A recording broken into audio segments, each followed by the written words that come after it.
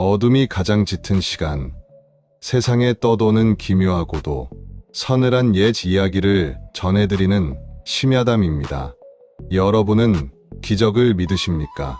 흔히 기적이라 하면 하늘이 내려준 운명이나 전설 속 신비한 힘을 떠올리곤 합니다. 하지만 우리가 딛고 서 있는 이 땅 위에는 오직 인간의 징그러울 만큼 지독한 집념 하나로 만들어낸 믿을 수 없는 이야기들이 숨쉬고 있습니다. 오늘은 그 어떤 괴담보다 소름 돋고 그 어떤 전설보다 비현실적인 한 남자의 진짜 생애를 짚어보려 합니다. 주머니에 꼬깃꼬깃 찔러 넣은 단돈 70원, 소 한 마리를 팔아 훔친 그 돈이 전부였던 가난한 농부의 아들. 그는 훗날 이 척박한 대한민국의 산을 깎고 바다를 메우고 전 세계를 호령하는 거대한 제국의 지배자가 됩니다. 안 되면 되게 하고 길이 없으면 산을 뚫어버린 사내, 대한민국의 지도를 제 손으로 바꿔버린 사나이 아산 정주영. 그 기괴하고도 경이로운 첫 번째 밤의 막을 엽니다. 1915년 강원도 통천군 아산리. 이름조차 낯선 이 깊고 깊은 산골 마을은 해가 지면 호랑이가 내려와 개를 물어간다는 무시무시한 오지였습니다. 일제강점기의 서슬퍼런 억압 속에서 소년이 태어난 집안은 그야말로 찢어지게 가난했습니다. 소년의 아버지는 새벽 안개가 걷히기 전부터 밭으로 나가 밤하늘에 별이 총총해질 때까지 흙투성이가 되어 일했습니다. 하지만 운명은 잔인했습니다. 아버지가 허리가 휘도록 땅을 파도 7 남매의 배는 언제나 골아 있었습니다. 소년의 기억 속 고향은 늘 흙먼지 냄새와 허기짐에 지쳐 우는 동생들의 울음소리로 가득 차 있었죠. 청년이 된 소년은 서늘한 깨달음을 얻습니다. 아, 농사를 지으면 평생 이 지옥 같은 가난에서 벗어날 수 없겠구나. 결국 흙만 파먹다 늙어 죽을 운명이구나. 가난은 단순한 배고픔이 아니었습니다. 소년의 희망을 갉아먹고 영혼마저 말려 죽이는 끔찍한 괴물과도 같았죠. 이 괴물의 아가리에서 벗어나는 유일한 길은 단 하나, 도망치는 것뿐이었습니다. 그의 인생을 건 첫 번째 가출이 시작됩니다. 16살의 나이, 그는 고향을 떠나 무작정 북쪽으로 향했습니다. 함경남도 고원의 철도 공사판. 그곳에서 소년은 생전 처음 겪어보는 끔찍한 막노동에 시달립니다. 어깨는 돌덩이에 짓눌려 피멍이 들었고 발은 부르터 진물이 흘렀습니다. 하지만 그는 그 고통마저 행복이라 여겼습니다.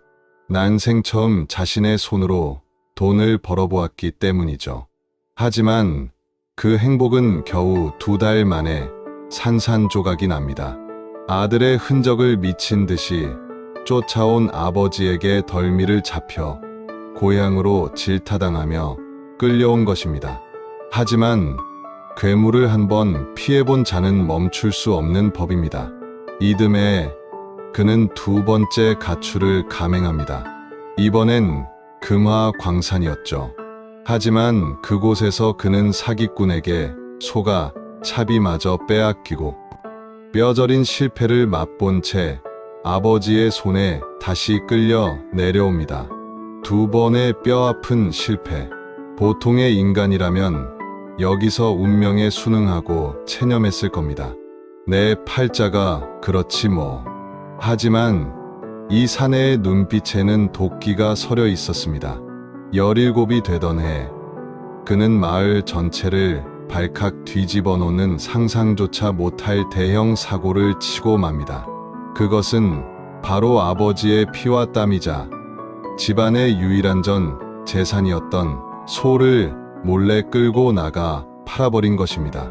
당시 소 판 돈은 70원. 지금의 가치로 따지면 수백만 원에서 1,000만 원에 육박하는 어마어마한 거금이었습니다. 가족의 생명줄을 제 손으로 끊어버린 폐륜. 그러나 그는 뒤돌아보지 않았습니다. 소of한 돈을 가슴팍에 꽁꽁 싸매고 그는 이번엔 서울, 당시의 경성으로 도망칩니다. 그는 부기학원, 즉 지금의 회계학원에 등록해 미친 듯이 장부 쓰는 법을 배웁니다. 먹지 않고 자지 않으며 숫자를 머릿속에 구겨 넣었죠. 드디어 출세의 길이 열리는 듯했습니다. 하지만 피를 토하는 심정으로 소를 찾던 아버지가 결국 서울까지 올라와 학원 문을 열어젖혔습니다. 아버지는 화를 내지 않았습니다. 그저 바싹 마른 손으로 아들의 손목을 잡고 굵은 눈물을 뚝뚝 흘리며 애원했습니다. 그 뜨거운 아버지의 눈물 앞에 도끼 가득했던 청년도 결국 무너져 내릴 수밖에 없었죠. 그렇게 세 번째 탈출도 끝이 났습니다. 하지만 여러분, 20살이 되던 해, 그는 마지막 네 번째 가출을 감행합니다. 인천의 부두 하역장으로 스며들어 쌀가마니를 등에 짊어지고 살점이 떨어져 나가는 고통을 견뎠습니다. 그리고 이번에는 결코 두 번 다시 고향으로 돌아가지 않았습니다. 대한민국 경제사를 집어삼킬 거대한 태풍이 아주 조용히 몸집을 키우기 시작한 순간이었습니다. 인천 부두의 막노동을 거쳐 다시 경성으로 입성한 청년 정주영. 그가 겨우 자리를 잡은 곳은 서울의 번화가 복흥상회라는 이름의 쌀가게였습니다. 직업은 쌀 배달원이었죠. 당시 쌀 배달은 지독한 중노동이었습니다. 한 가마니에 80kg이 넘는 쌀을 자전거 뒤에 싣고 포장조차 되지 않은 경성의 울퉁불퉁한 골목길을 하루 종일 달려야 했죠. 조금이라도 중심을 잃으면 쌀가마니와 함께 고꾸라져 무릎이 깨지기 일쑤였습니다. 대부분의 배달원들은 틈만 나면 그늘에 숨어 담배를 피우고 요령을 피웠습니다. 그런데 이 깡마른 배달원은 달랐습니다. 뭔가 지독하게 이상했죠. 쌀가마니를 자전거에 쌓으며 밧줄을 묶는 손길을 클로즈업. 그는 매일 새벽 주인이 출근하기도 전에 가장 먼저 문을 열고 가게 앞을 물청소했습니다.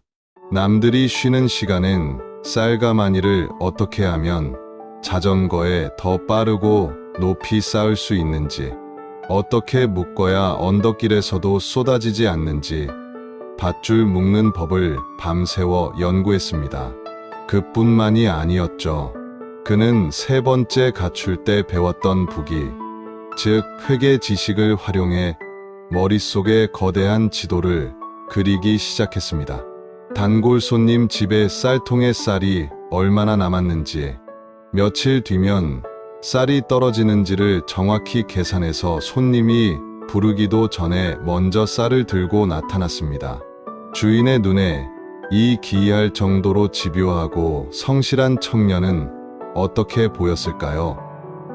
가게 주인은 점점 쌀가게의 장부 정리부터 창고 관리까지 모든 권한을 배달원인 그에게 넘기기 시작했습니다. 심지어 자신의 친아들보다 이 타지에서 온 배달원을 더 맹신하게 되었죠. 그리고 마침내 충격적인 사건이 일어납니다. 몸에 병이 생겨 앓아누운 가게 주인이 평생 일군 가게를 자신의 가족이 아닌 배달원 정주영에게 통째로 넘겨주고 고향으로 떠나버린 것입니다.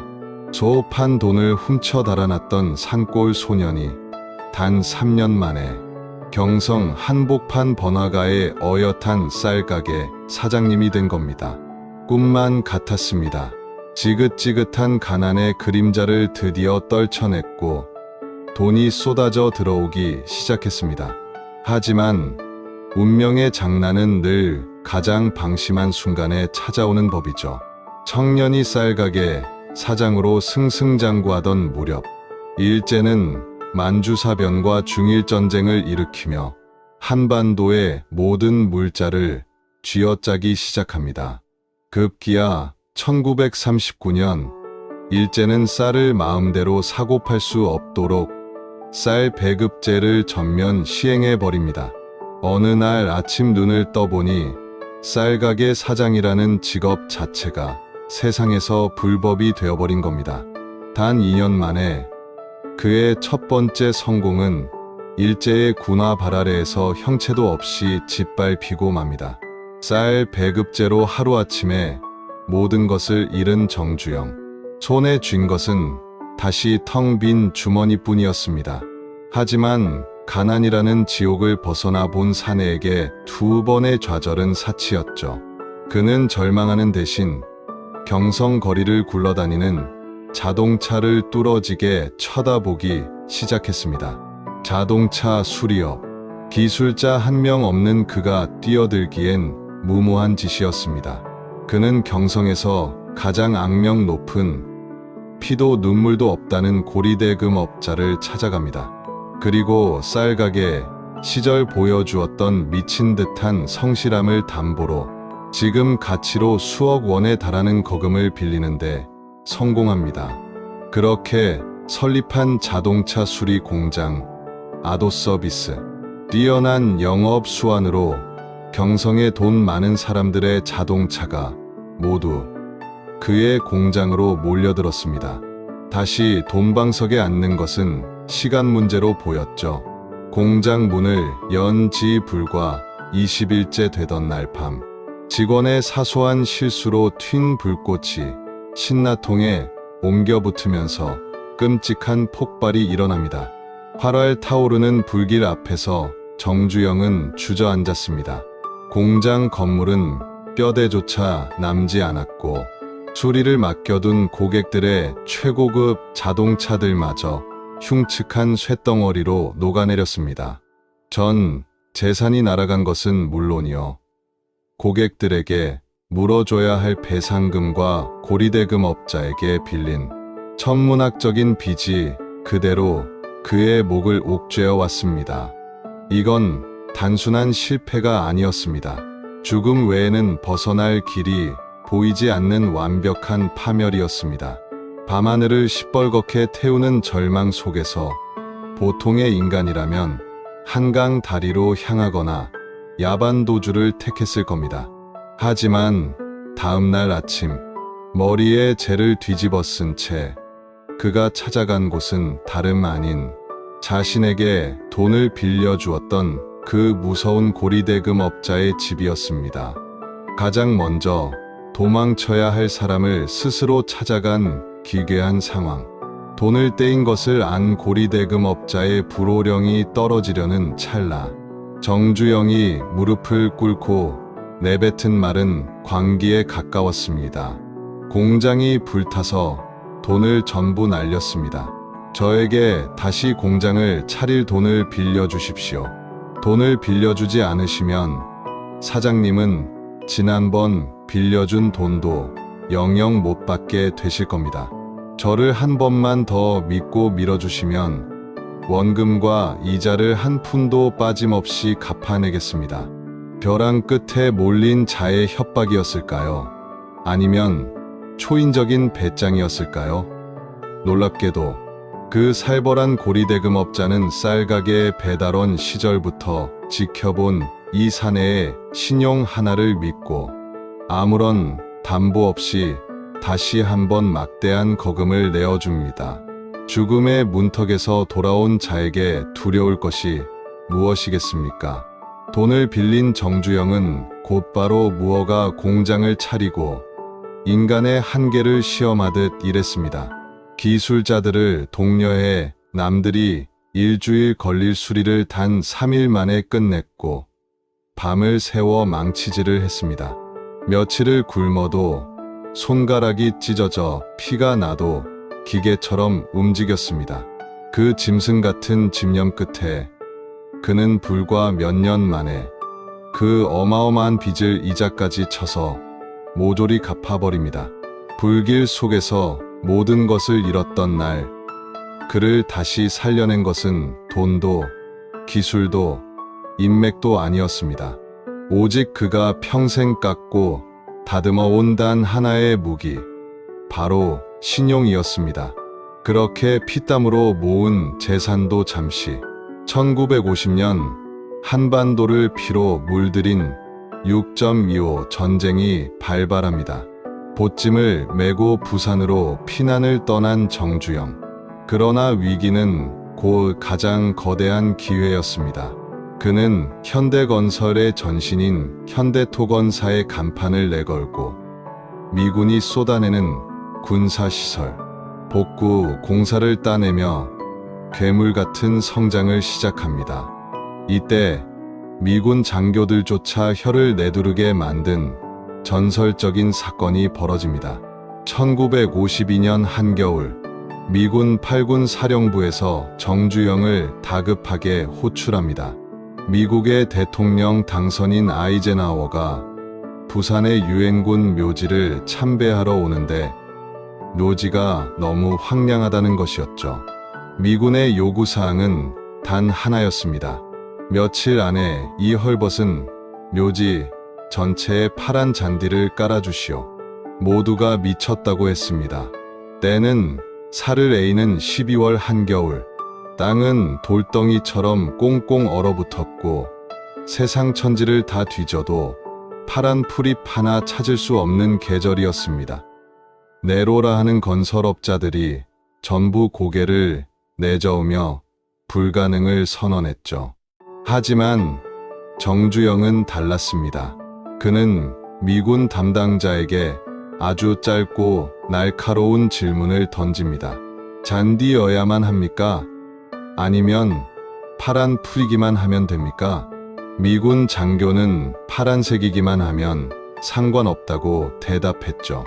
그 대답이 떨어지기가 무섭게 정주영은 그 즉시 공사비의 무려 3배를 요구하며 계약서에 도장을 찍어버립니다. 그가 트럭 30대를 이끌고 미친 듯이 달려간 곳은 바로 낙동강 하구였습니다. 그곳엔 잔디가 아닌 혹독한 추위 속에서도 시퍼렇게 싹을 틔우고 올라온 청보리 밭이 끝없이 펼쳐져 있었죠. 그는 밭주인들에게 돈뭉치를 쥐어주며 보리밭을 흙재 통째로 떠서 트럭에 싣게 했습니다.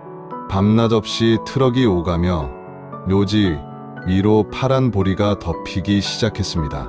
단 5일, 참배 당일 아침, 아이젠하워 당선인과 미군 장성들이 도착한 묘지는 눈을 의심할 만큼 푸른 융단이 깔려 있었습니다. 한겨울에 일어난 기적 같은 광경 앞에서 미군들은 경악을 금치 못했죠. 잔디가 아니어도 상관없었습니다. 그들이 원했던 건 얼어붙은 땅을 위로하는 생명의 색깔, 파란색 그 자체였으니까요.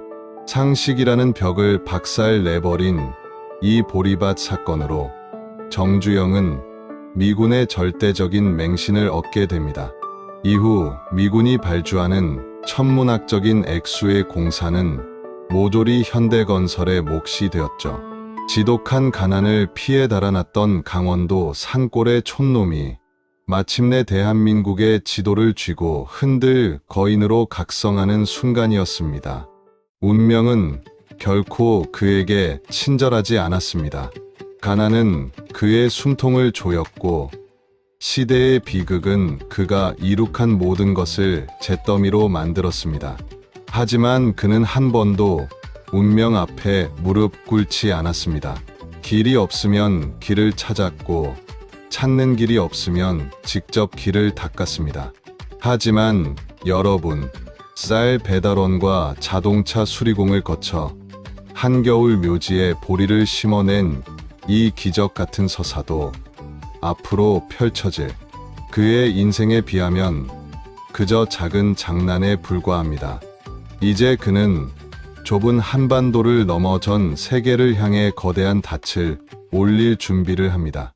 설계도 한 장 없이 맨바닥에서 거대한 배를 만들고 거북선이 그려진 지폐 한 장으로 영국 은행의 문을 부숴버린 믿을 수 없는 이야기들. 그리고 수만 톤의 거센 파도를 막기 위해 폐유조선을 바다에 가라앉혀 버린 그 광기 어린 상상력까지. 절대 불가능하다고 외치는 세상을 향해 그가 평생을 바쳐 내던진 서늘한 한마디. 이봐, 회복이나 했어? 다음 이 시간 심야담에서는 대한민국을 넘어 전 세계의 바다와 사막을 집어삼킨 거인 정주영의 두 번째 발자취를 추적합니다. 세상이 잠든 시간, 심야담과 함께 해주셔서 감사합니다. 오늘 밤도 평안하시길 바랍니다.